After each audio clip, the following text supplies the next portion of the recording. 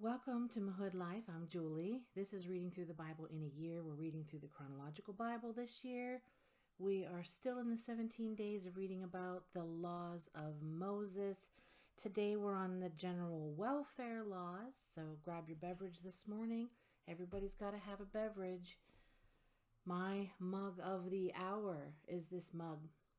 Friends, my best friend got me this mug. One of the first mugs I think I ever got when I started collecting mugs. So it's an old one, but a good one. I got a little bit of, just a little tea left in there this morning. Mug of the hour, friends. Okay, let us get started.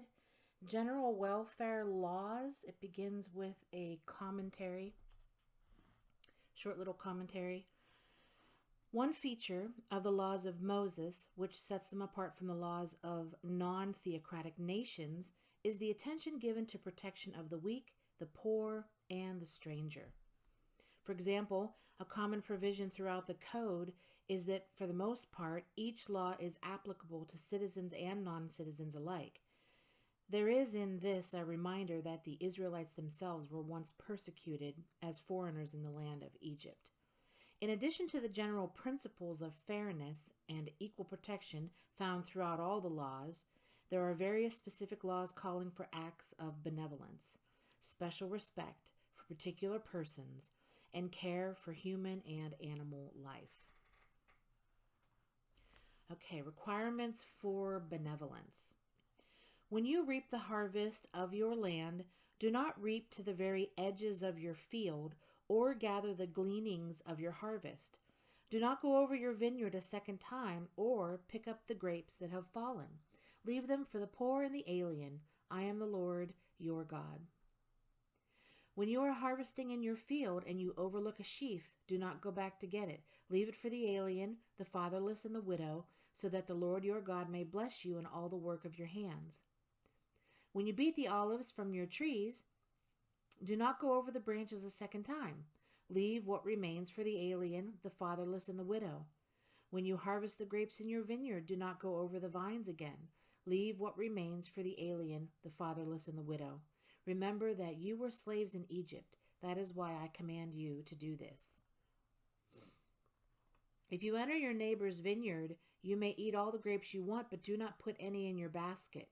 If you enter your neighbor's grain field, you may pick kernels with your hands, but you must not put a sickle to his standing grain. If one of your countrymen becomes poor and is unable to support himself among you, help him as you would an alien or a temporary resident, so he can continue to live among you.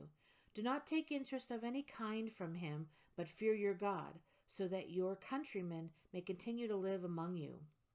You must not lend him money at interest or sell him food at a profit. I am the Lord your God who brought you out of Egypt to give you the land of Canaan and to be your God. Duties of respect and support. And a tiny commentary under parents. At the heart of any society is the family, and at the heart of the family is the parent-child relationship. In order to ensure both financial support and proper attitudes in this important family responsibility, children are commanded to honor their parents. Honor your father and your mother as the Lord your God has commanded you, so that you may live long in the land the Lord your God is giving you. Each of you must respect his mother and father. If anyone curses his father or mother, he must be put to death. He has cursed his father or his mother, and his blood will be on his own head. If a man has a stubborn and rebellious son who does not obey his father and mother and will not listen to them when they discipline him, his father and mother shall take hold of him and bring him to the elders at the gate of his town. They shall say to the elders, "This son of ours is stubborn and rebellious. He will not obey us. He is a profligate, and a drunkard." Then all the men of his town shall stone him to death. You must purge the evil from among you. All Israel will hear of it and be afraid. The elderly. Rise in the presence of the aged. Show respect for the elderly and revere your God. I am the Lord. Widows and orphans. Do not take advantage of a widow or an orphan. If you do and they cry out to me, I will certainly hear their cry. My anger will be aroused, and I will kill you with the sword. Your wives will become widows and your children fatherless. Strangers. When an alien lives with you in your land, do not mistreat him. The alien living with you must be treated as one of your native born. Love him as yourself, for you were aliens in Egypt. I am the Lord your God. You are to have the same law for the alien and the native born. I am the Lord your God. The deaf and the blind. Do not curse the deaf or put a stumbling block in front of the blind, but fear your God. I am the Lord. Neighbors.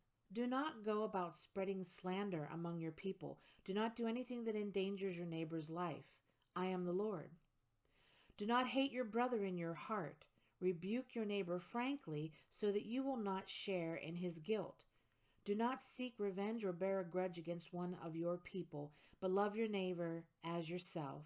I am the Lord. If you see your brother's ox or sheep straying, do not ignore it, but be sure to take it back to him. If the brother does not live near you, or if you do not know where he is, take it home with you and keep it until he comes looking for it. Then give it back to him. Do the same if you find your brother's donkey or his cloak or anything he loses. Do not ignore it. If you see your brother's donkey or his ox fallen on the road, do not ignore it. Help him get it to its feet. Then there's a tiny little narration or a commentary. It says, to ensure respect for all the belongings to one's neighbor, the last of the 10 commandments prohibits even the kind of attitude which would lead to any wrongful accusation from a neighbor. You shall not covet your neighbor's wife.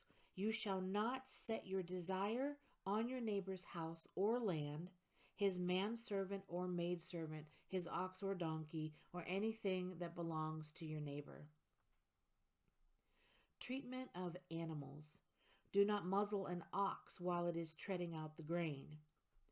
If you come across a bird's nest beside the road, either in a tree or on the ground, and the mother is sitting on the young or on the eggs, do not take the mother with the young. You may take the young, but be sure to let the mother go, so that it may go well with you and you may have a long life. Now we're on rules of warfare. Rules of warfare. Preparation for battle. When you go to war against your enemies and see horses and chariots and an army greater than yours, do not be afraid of them, because the Lord your God who brought you up out of Egypt will be with you. When you are about to go into battle, the priest shall come forward and address the army. He shall say, Hear, O Israel, today you are going into battle against your enemies. Do not be faint-hearted or afraid. Do not be terrified or give way to panic before them. For the Lord your God is the one who goes with you to fight for you against your enemies to give you victory. The officers shall say to the army, Has anyone built a new house and not dedicated it? Let him go home, or he may die in battle and someone else may dedicate it. Has anyone planted a vineyard and not begun to enjoy it? Let him go home, or he may die in battle and someone else enjoy it. Has anyone become pledged to a woman and not married her? Let him go home, or he may die in battle and someone else marry her. Then the officers shall add, Is any man afraid or faint-hearted? Let him go home so that his brothers will not become disheartened too.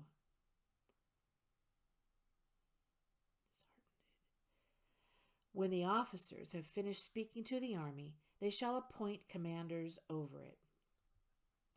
Rules of siege.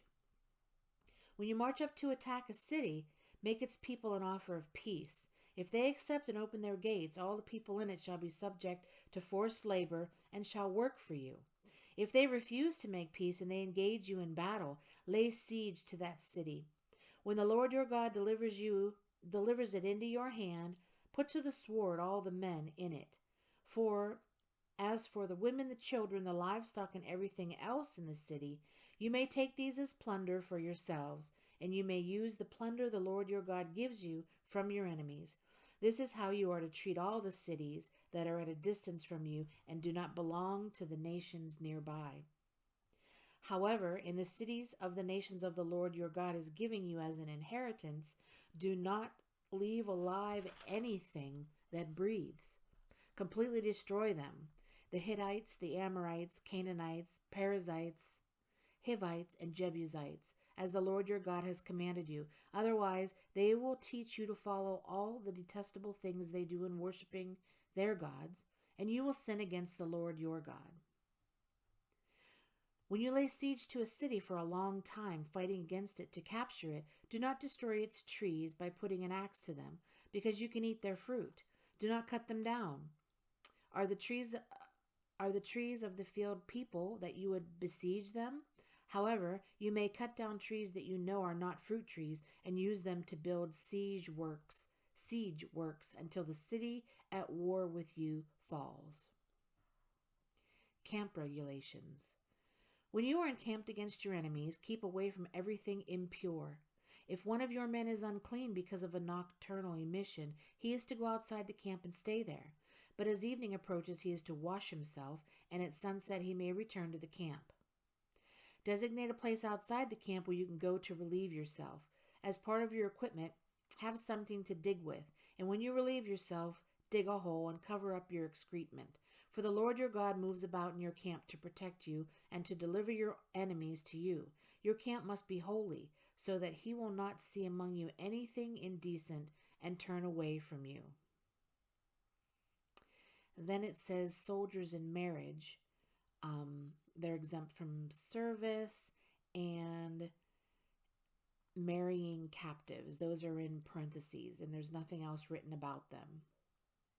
So that ends the reading for today.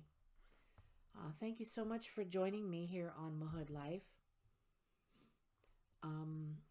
We'll get on with the laws again tomorrow to finish out the 17 days. We're in the midst somewhere. I think we're getting close.